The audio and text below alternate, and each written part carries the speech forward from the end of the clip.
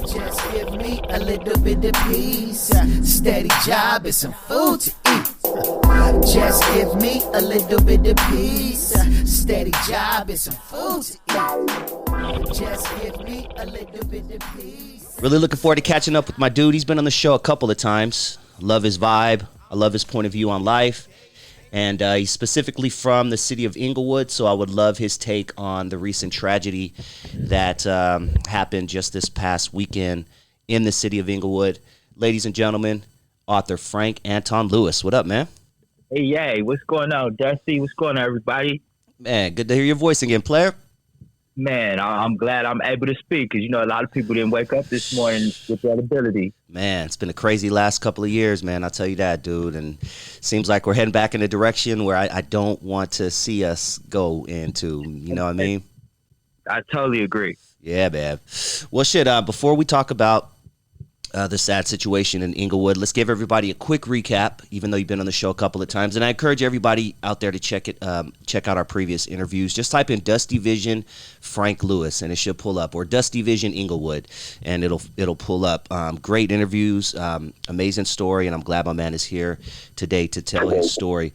But remind everyone the name of your book. The name of the book is The Journey of Frank Antoine Lewis, and all you got to do is push that in Google and the book will pop up and you'll see the cover, the author Frank Lewis, and it's book 1, The Product of Domestic Violence. Yes, and remind us again why you chose that specific underline, the product of domestic violence. My mother was a victim of domestic violence, and the end result of it was me witnessing my father shot to death at 10 years old in 1990 by the Inglewood police. And since domestic violence was the main contributing factor that resulted in my father's death, which actually made me join gangs and go down a life of crime, I gave the first book that reference to domestic violence to try to help educate others that may have a blind sense of what domestic violence really is. Yeah, man. Very big problem. And I encourage everybody out there to check out the book. I have a copy. I'm looking at it right now because I will be profiling a couple of the chapters from his book on my show in the near future. So make sure you guys stay tuned to that. Great read, crazy story, and you guys will really enjoy it. You will yourself will wonder how my man is right here sitting telling his story today. Man, Glory. That's it right there, player. All right, what years did you live in Inglewood? Okay, let's see. I was born in 79, so I would say that we moved to Inglewood when I was 8 years old. So around 85, 86, I moved to Inglewood until I was incarcerated in 94. And I was incarcerated from 1994 to 2004. At the end, I got out May of 2004 and moved back to Inglewood from 2004 until about 2010. And I had to go to Nevada to get my degree. I've stayed out here ever since. That's what's up. Congratulations on that degree, by the way. Thank you. Thank you. Love hearing that. That bachelor's. Man, dope. Give us, well, first of all, where did you go to high school? I graduated from a school. It was in the California Youth Authority. The name of the school was Mary C. Romero High School, I believe. But it was a California Youth Authority. I graduated. I went to the California Youth Authority from the 7th grade. So I never made it to high school. I went from 14 years old to 24. Gotcha. What high school would you have gone to if you would have stayed on the streets? I would have went to Inglewood High School where Paul Pierce graduated from. Gotcha. All right. Yeah, just kind of want to give everybody an idea of where you grew up. Give us the good, bad, and ugly about growing up in the city of Inglewood when you were coming up.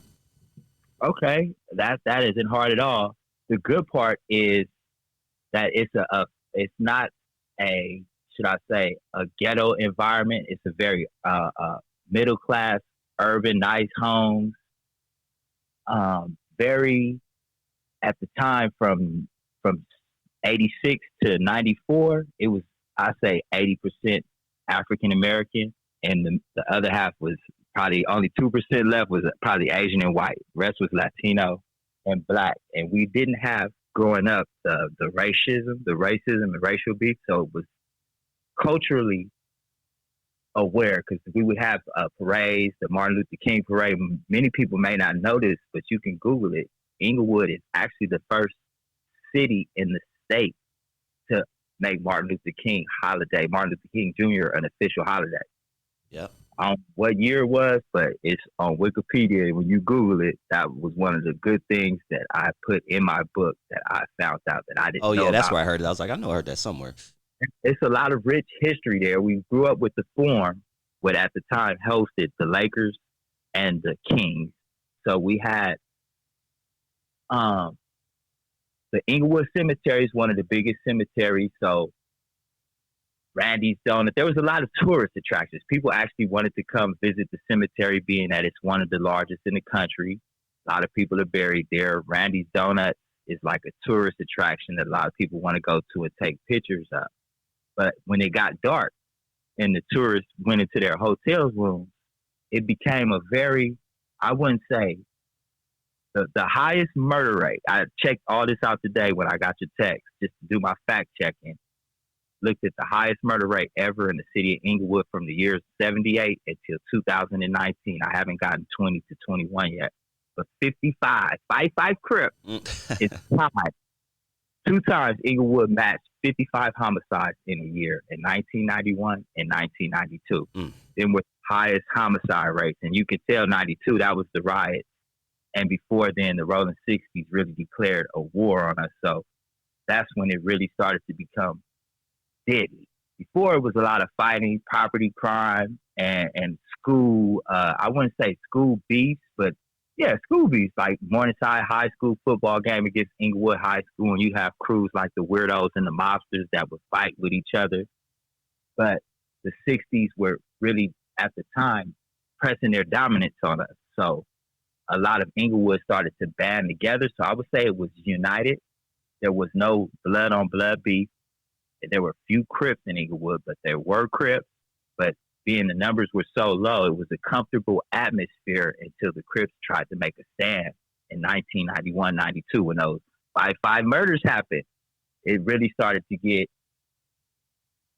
I wouldn't say senseless. Like right now, I'm going to say senseless is what I can only say to several incidents that have happened recently. But then we knew Crips and Bloods were killing each other. That's where a majority of those 55 homicides come from. But the homicides that are happening now, it's only up now for opinion, debate, and one day hopefully we'll understand it, because we'll never be able to stop it until we finally grasp what really is going on in the mind of our youth today. So I as myself would say, growing up in Inglewood, it filled me with a city pride, because we've got a pride, like kind of like Compton, Long Beach. You know, those people represent their city opposed to their gang. It's like the city would come before the gang. So Inglewood had a pride about itself, because we've had Byron Scott comes from Inglewood, Lisa Leslie, Paul Pierce. There's a lot of Mac 10. We have a lot of influential people to be such a little bitty city, and we took pride in that.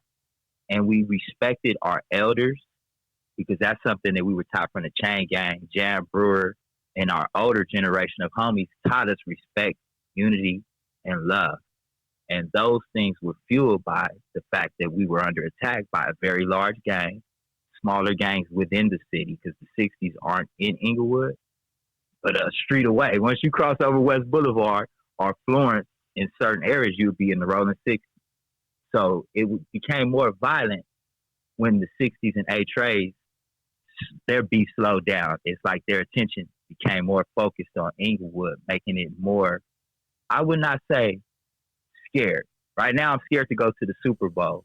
I've never been scared ever before in my life. And I could probably accredit that to the fact that I don't have a gun. I don't want no problems. Before, I was ready and part of activity. Now, I'm like, wow, what if I get caught up in some senseless incident trying to go have some fun at 2:38 in the morning, minding my own business, you know? I'm scared something like that could happen, because that was a senseless incident. Made me cry, dog. I'm gonna keep it real with you, dog. We're gonna definitely get to that. Yeah, man. Let's kind of take it back a little bit more, because I want to talk a little bit about Inglewood before we jump into, the bad situation that just happened. But how did you feel when you first heard Mac 10 screaming Inglewood on a song? That would have been that song, Mac 10 for life. Mm-hmm. And he was on top of the Inglewood courthouse. I was in Fred C. Nellis, California Youth Authority. And the fact that I knew DJ Mac 10 from his Queen Street Breaker days, I grew up on his part of Inglewood. He's from my side of Inglewood. So I know the dude. It was a sense of, when I get out of here, based on I'm a gang member, that doesn't mean that I can't not one day be on television like him, because he's a gang member just like myself. So it was a motivational feel. And at the same time, now I could tell all these dudes that always sing this, born and raised in Compton, what's happening? Because we got our own jingle jingle now. So it was a very, very prideful moment for all of the homies that was from Inglewood incarcerated. Yeah, I remember just as a regular dude when I heard, because I'm from Long Beach, so when I heard Snoop say Long Beach on this song, I'm like, oh shit. And then he's naming streets. He's saying naming streets that I could walk to right now. I'm like, oh, this is cool as fuck. Keep in mind, I'm 12. You're probably the same age, 12, 13, 14, whatever. But yeah, it's a sense of pride, man. But what a lot of people might not know that weren't in the California Youth Authority, it made us targets. Oh, I didn't know that. Explain that. Because you got to remember this. We're in a correctional facility with individuals from all the way from Sacramento down to San Diego. And our whole ultimate objective is to make a name for ourselves. So when we reach the state prison level, it's just that much easier for us to not have to do certain crazy things. So there's no rules. So that means that people would, like when Tupac died, when these certain situations happened during my 10 years of incarceration, it caused lockdowns and riots. So I could only imagine this taking it to where if I was in YA and a song called Inglewood came out. That we got that type of attention. They got mad at us just because Inglewood was getting a recognition. The staff members would like us. You was hearing females coming through and hear the speakers, because the jail in California, Norwalk, we were right by the streets in Whittier and Norwalk. So we could hear music blasting on Whittier Boulevard where the YA was at on Sunday night. So it made us a target. And based on what Mac 10 put on the map, we had several fights, no stabbings or killings or anything like that, but there were a lot of fights just because people wanted to beat up somebody from Inglewood. Huh. Interesting. Okay. I never thought of that side of it. Thank you for explaining that. Yeah, man. One of the biggest voices from Inglewood right now is a dude that I think is super talented, and I think he has a future if he could keep his head straight, keep doing his thing. Talking about Boskoe. Oh, Boskoe 100. Yeah. I sincerely am. I think he's one of the most funniest. Just his fucking comedic timing is up there with some of the best stand-up comics I've seen, dog. I'm keeping it real. Now let me jump off Boskoe's dick for a second. But what are your thoughts about Boskoe? I know Boskoe personally, very well. I remember when he came to Inglewood. And I was incarcerated when he came. And the reason why I remember, because there was 2 Queen Streets in YA with us. And Queen Streets were one of the smallest hoods in Inglewood. So gang membership would know, while we were incarcerated, we would get the information through. It was much harder then because there was no cell phones, no social media, or certain things to contact the streets to find out what was going on. So all information that we had gotten inside while incarcerated, we got from other homies coming. And Boskoe was known. I got wind of Boskoe because Diablo is who pretty much Boskoe met Diablo in juvenile hall. And Diablo was on his way to YA with me when Boskoe went to camp and got out. So Diablo had told me about Boskoe in YA. And what made us stand out about him is the fact that he was, some people are known for being killers. Some people are known for being comedians, fighters. Boskoe was known for being ugly. They was like, this ugly dude who was willing to fight anybody, want to be from the hood, but he waiting until I get out of YA to get put on the hood. So I kind of respected that he wanted to get put on Queen Street by the person that lured him over there. Like, he wasn't a follower. That was one of the first qualities about Boskoe that I admired, not even personally knowing him. So when I paroled in 2004 and got out, he was one of the hottest names in that area based on, he was very, how could I say this, known. He stood out. Like, if you had a burgundy Bentley right now in Inglewood, everybody would know who drove that burgundy Bentley. So the individual that a lot of cats would call Ugly Blood was known because he had a lot of females. He was clean. There was nothing that you could say about Boskoe without him getting back and shooting at. He always had jokes. Fast. So me personally meeting him and him not having a low self-esteem or being a pressure case and want to fight everybody for talking about his nose or something like that, those are qualities that I admired and respected him for because they were different from me getting out of YA and being, only thing that I knew to respect was killer or fighter. I was a comedian, a YouTuber, those type of things were foreign to me. But he gave me the open-mindedness. He broke me from that tunnel vision. And this is before he was known to the world. He was just famous in Inglewood. So once him and Diablo started doing their thing, and then he got viral for, I want to say that it was something about addressing a female or something, getting into it, a baby mama or something like that way back then. I'm not sure. But whatever it was to make him go viral. Oh, is that when he got jumped? I think it was before Rosemo. Because he had Rosemo, that's what it was. I know people still try to pull that out in 2022. I'm like, that's just like 15 years old. Hey, he's so good that they can't. It's the same thing with me right now. Anything. So much. I guess y'all call it trolling. I call it window warriors. That's what we call it. Yeah, you know. And I see that, and I respect the fact that Boskoe dealt with that on the streets because he didn't do 10. I think the most time he ever did was like 2 years. He was a short timer. He said that in his videos. So I know him more from on the streets and seeing his personal growth. And like he just said, he made a video that he's looking for a big fight. So if we don't think that he tried to set Deshaun Jackson up for that fight, that's what I see.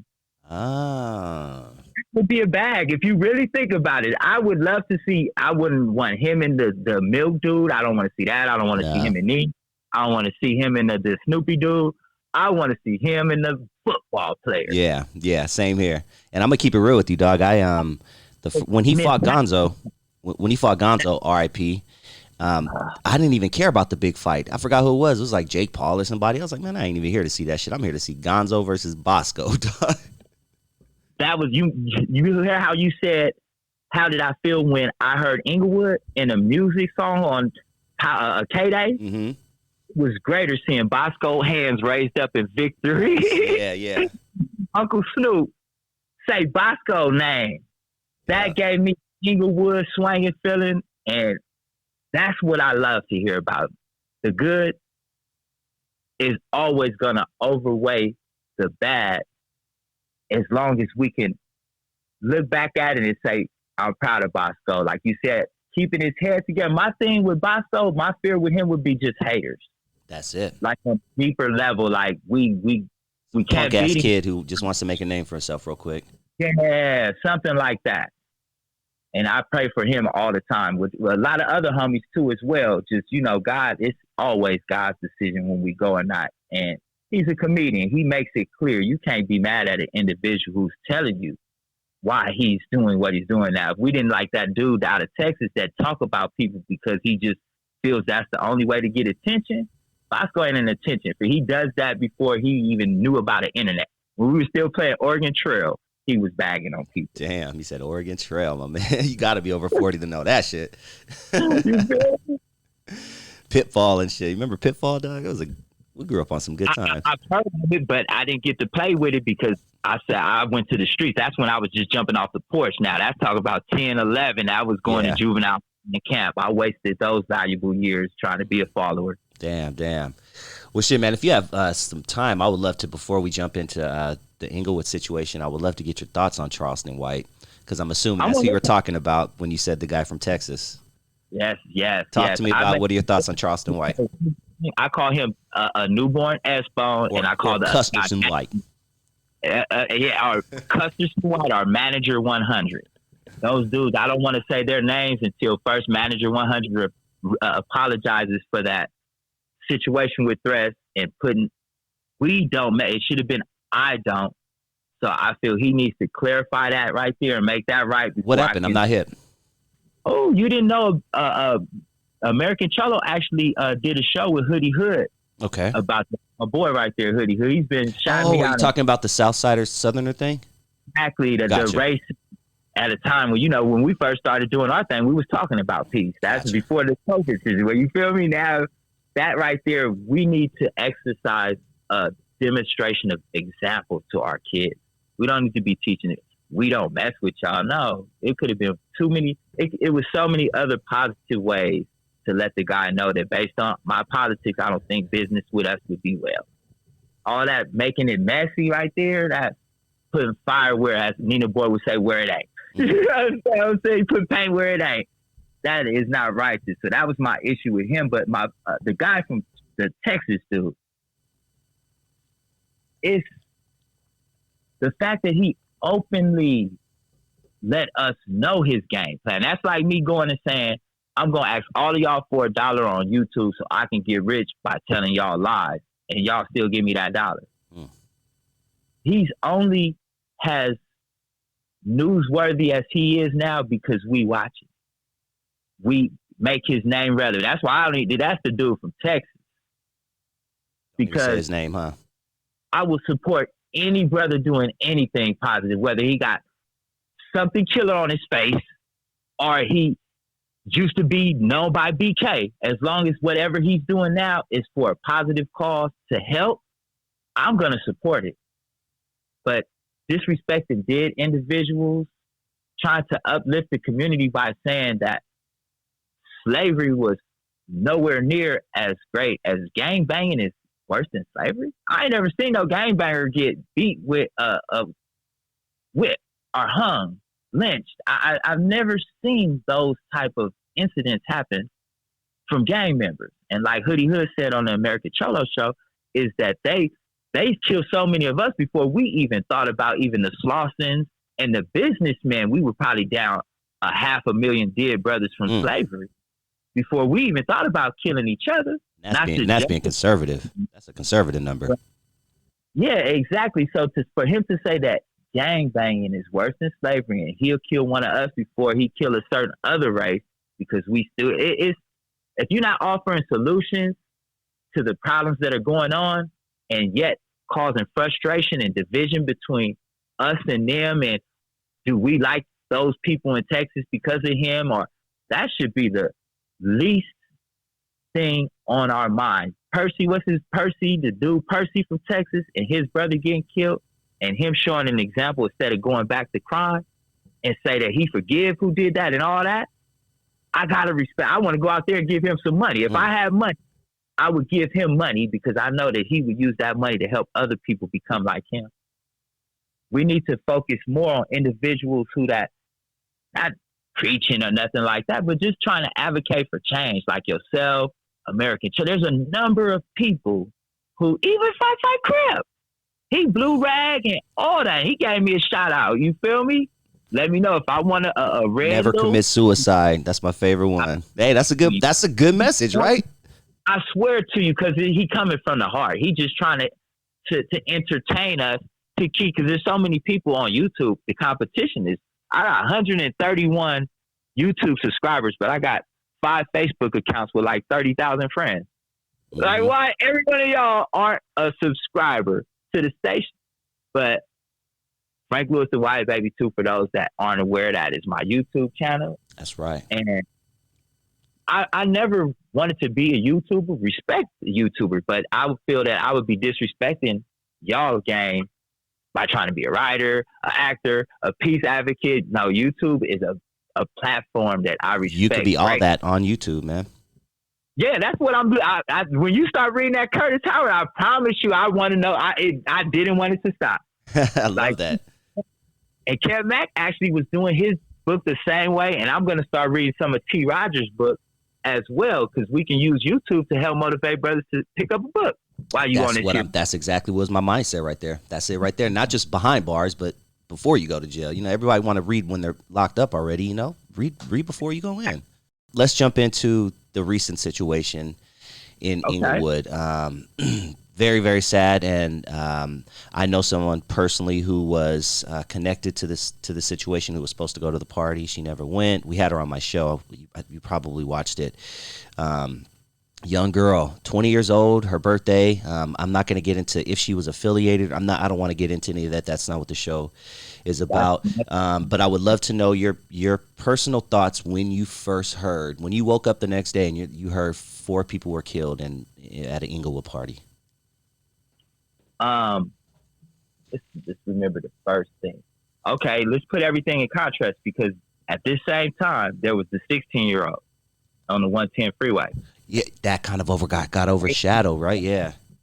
Yeah, but there's something else that got overshadowed. One of my big homegirls from my territory, her niece was murdered the day before the 16-year-old girl.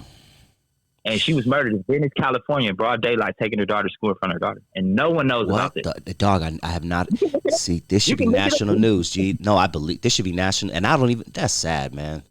In front of her mother. So I'm going to be honest. Like, I don't want to come out as my boy Nina and be like, that's part of the game, because their mother needs that respect right now. And that's why I don't even want to get into the affiliation and none of that, just like yourself. But as far as life, human life, that's how I want to see these people. That is what they were portrayed as. And one I know personally, she's my friend on Facebook. So I knew one of the victims personally, and the auntie of one of the male victims lives in the building that I currently live in right now, this minute. So I have a personal opinion. This isn't like just, since it happened in my city. I thought it was going to be something Inglewood or that rapper dude related. That's the first thing that came to my mind. It's got to do something with 2 rappers. That, with no facts though, that was just off of 4 people did. So before I even say anything or make any kind of I have to fact check. So I made my calls, did my studies, researched, seen it was one of my friends on Facebook. Like, wow. So the first thing that came to my mind after I was saddened by the fact that, like you said, you shed a tear. I couldn't even get it. I couldn't shed a tear because honestly, Dusty, I know a lot of people that are rest in peace from my years in gangs and just being 42 years old, and more people in the past 2 years. You're more numb. Talking about because they were sick. I've seen more people shot dead that I know. Now, there's been larger murder rates, but some of those people I didn't know, or I was incarcerated. There's more people now being victimized directly by these incidents that are transpiring. And my thoughts is, like, I heard there are so many different. The thing that made me the most upset is, at a time like this, we never want to lose sight of who the true victim is, and that's the parent, the loved one. So I didn't even, I gave it a day of reverence before I even posted anything out of respect for the mother. But I looked and watched all the comments, and the Think Team 1, Inglewood, like this silly. Yeah, man, that shit broke my heart when I saw that shit too, man. Just some they don't, and you know, a lot of these people don't live nowhere near LA. In different parts of the world, not even the state. Australian shit. That's exactly what I was thinking about when I said parts of the world, because there's a lot of them in UK people that are on there. But what I'm waiting for now is, first of all, to see law enforcement see the position that they take as far as how long is it going to take somebody to tell or guilt. I want to see how the end result is going to be. And like I say, it's not me or your job to throw out speculations or allegations or help law enforcement in any form or way to figure out what happened, but we are entitled to an opinion. And we are on the right track saying that our opinion should be focused on grief, respect, and not putting nothing at the mama and everybody. We all know the business. So what is us getting on here yelling and speculating when I believe now that all these suspects are going to be apprehended? We see what happened with Dolph and them. I think so too. We see Mo3. We see King Von. It's coming. It's coming. Slim 400 dude, you next. They're gonna get him off the streets. These people are gonna get caught, and I'm saying that hopefully. You can call me a snitch, feel how you want. Get out where you mad at, because I ain't scared of nothing at all. I'm a grown man. As a 44-year-old man who abides by the laws and everything, I'm 100% with you, dog. Lock them up. Lock them up, homie. Call in, but I'm saying I'm not going to be mad at nobody if they do. Yeah. And my thing is, the city of Englewood just built $1 billion state-of-the-art stadium. You think they're going to allow stuff like this to continue? I mean, there's too many white people invested into the city of Englewood. I mean, there's no way, dude. They keep this shit up, and we'll see 1994 crime bills all over again. They just built $1 billion stadium, right? There was, I'm gonna call this a luxury condominium homeless encampment in Inglewood since I was 5 years old. I remember this encampment, right? Mm-hmm. So from 5 years old until 4 days ago, it was there. Through the riots, through the crack epidemic, you get where I'm going? This homeless shelter under the Century 405 bridge has been as long as I've almost been alive. But they've had enough attention, time, and focus to go get every one of them homeless people up out of there. Dog. Y'all gonna allow this to happen? Y'all was so busy really planning and getting ready to go clean up the homeless people in the morning. Y'all slipped and let this happen. That's facts right there, dog. Your fucking priorities are in the wrong place. I was so hot on Crenshaw, it would have been no room for now. Let's go to where this happened at first and foremost. This part of Inglewood right here it's known as the Centinela Park. And it's on it reminds me of Long Beach. There are like a lot of hills. You have to know your way around these. Whoever, I don't even want to.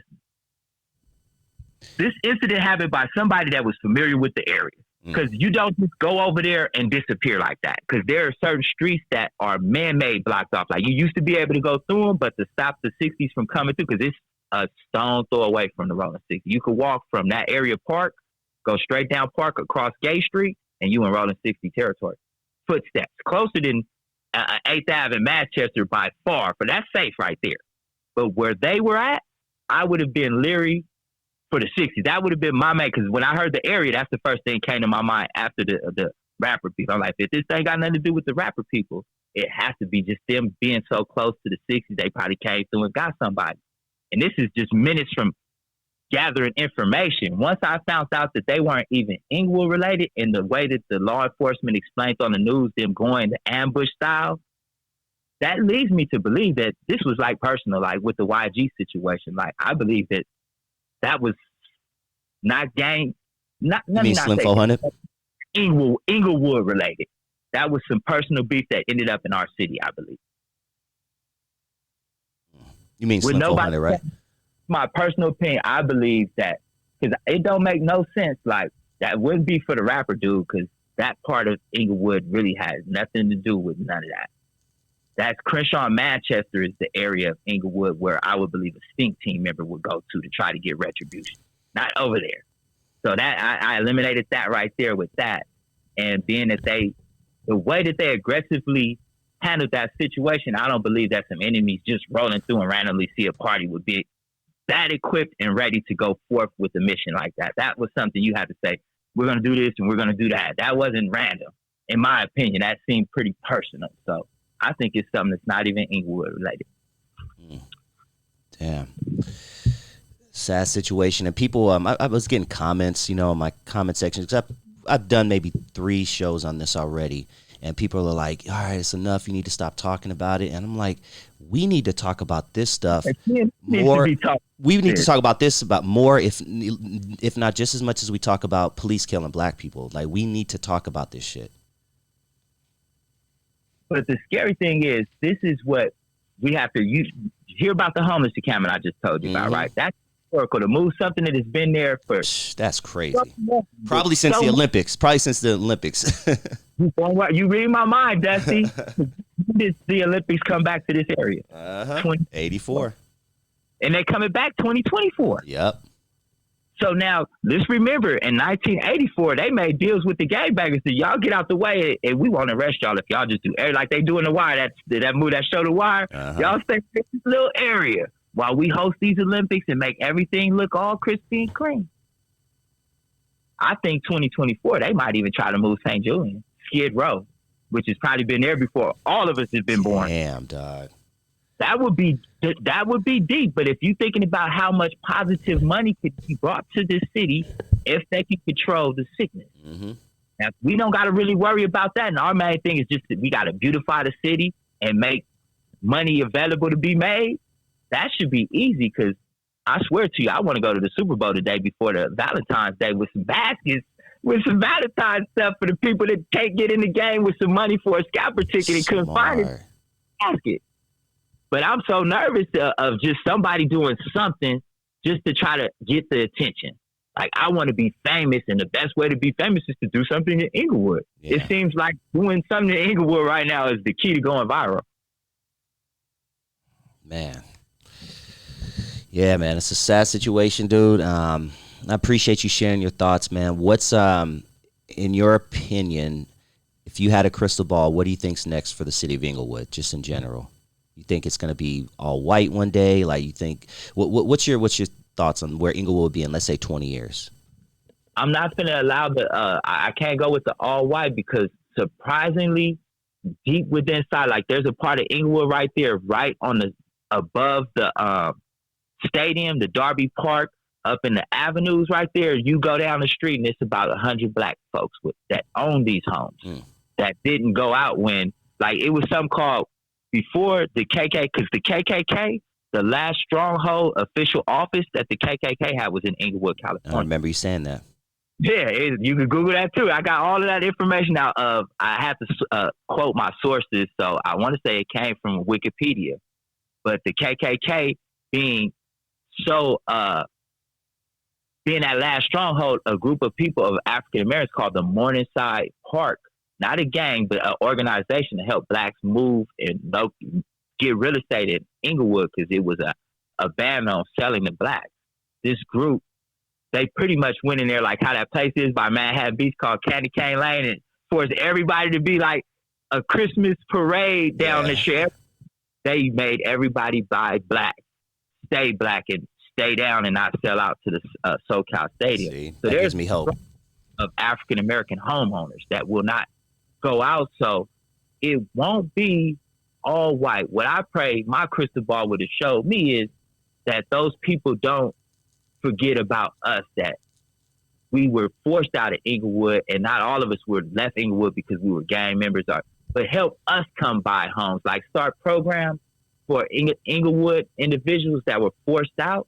So like start buying these properties in some of the broke down areas of Inglewood that are away from the stadium that aren't getting the attention. Buy those properties and help us become homeowners would be my vision. Make Inglewood great again and get ready for 2024 to maybe we won't have to have a Trump if we got a Magic Johnson or somebody with a very strong business statue that would be willing to run. Man, Magic Johnson is someone I would love to see run for office. The main thing, right? Think about what could have happened. And I'm so mad at people for not really wanting to see history. I'm a 49ers Ram fan. Because when everybody left Inglewood and we had no team, I became a 49er at like 13 years old. So I stuck with the 49ers, but the Rams and the Chargers came back, so I got to do my Inglewood loyalty. We could have had the Inglewood Rams against the Inglewood Chargers in the first game Super Bowl ever held in Inglewood. How? That would have been historic, dog. That would have been so dope. That right there, I believe, like hearing Inglewood on the radio and seeing Boskoe on the TV, having our city hosting a Super Bowl with the people that got the money, sharing it with the ones that we thought wouldn't be, like they're doing. Like, instead of moving all those homeless people to another homeless shelter, put them in some kind of program where they could prove themselves. Like, well, if you can complete these steps, you won't go back to the homeless place. You can end up in a home. So we're not going to just uproot you for the Super Bowl. Make a job out of it. Getting you out of here and into dependent living. Mm-hmm. That's what I want to see, to where the Rams, the casino, and all the other visuals offer an incentive type of program. Come get a college degree and we'll give you a car and a house or something. Mm-hmm. You know, they'll tell you they'll give you death penalty if you kill somebody, or life in prison if you get 3 strikes. But they can't tell you I will get you a car, a home, and a better life of living if you resist doing crime and negativity. That's my magic. I can hear it now. Mayor Frank Antoine Lewis. How does that sound? Hey, I'm thinking about it, and you won't believe this, but it's a young female I went to junior high with that's going to be on the ballot for mayor of Inglewood. We might have a person that is like us, and if it can start, especially a seat as high as mayor, you know, usually we start down in the lower council seat or school board or something like that. Yeah, exactly. But we have to also sacrifice. We can't want. Like I'm saying that. Houses and cars, it can't be given. It has to be earned. You have to demonstrate significant change or want to get this. Or you're going to just have to go back over there where those people are under the bridge. But if you show us that we give you the chance, they're not giving us an opportunity. I don't want food stamps, Section 8, Social Security. I just want you to put people in these homes that are sitting there making these communities look ugly because they torn down, when you could put somebody who wants to live there and has no other place to go because of a situation that, you know, they might not be drug abuse. A lot of people come on hard times, but there is no resources that are easy. You got to pretty much die or something, like have no legs for them to try to put you on the news and say, we're going to help this veteran out, when they really do have the resources to help people get on their feet. I love it, man. Tell everybody about your channel and where they can find it. Once again, it's Frank Lewis, the YA Baby. And the YA Baby, what a YA Baby is an individual that has been to the California Youth Authority, which is a state juvenile correctional facility. So you got out of the state on parole, but you've never been to like Pelican Bay or anything like that. This was a juvenile facility. So people in prison call us the little babies, the YA babies. So that kind of that's what they call all the little bad kids in YA. So, of course, I'm Frank Lewis, and a YA baby, I feel, is obligated to help people not go to prison as the recidivism rate. Like myself, I've never been to prison because they told me it was a 98% chance of me doing 10 years and being a gang member and all of that I was going to go to prison. So I used that as motivation. So that's why I'm the YA baby, because I want to motivate other little homies to know you could be cool, have girls, and make money, and don't have to commit crime, because I'm doing it right now. So look out for me on YouTube at the YA baby. That's what's up, man. Always a pleasure talking with you, man. You stay safe, stay vigilant, and just keep, putting out that good content, man. I see you doing your thing.